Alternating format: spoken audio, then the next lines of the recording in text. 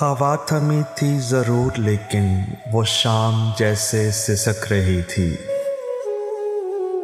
हवा थमी थी ज़रूर लेकिन वो शाम जैसे सिसक रही थी कि जर्द पत्तों ने आंधियों से अजीब किस्सा सुन दिया था कि जिसको सुनकर तमाम पत्ते सिसक रहे थे, बिलक रहे थे।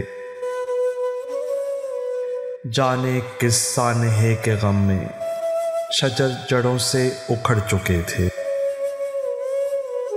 बहुत तलाशा था हमने तुमको, हर एक रास्ता, हर एक वादी, हर एक पर्वत, हर एक घाटी, मगर कहीं से तुम्हारी खबर न आई।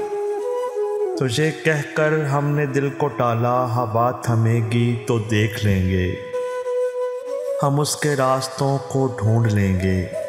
मगर हमारी ये खुश ख्याली जो हमको बर्बाद कर गई थी।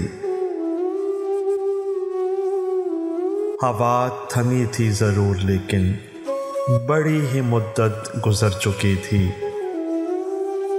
हमारे बालों के जंगलों में सफ़ेद चांदी उतर चुकी थी।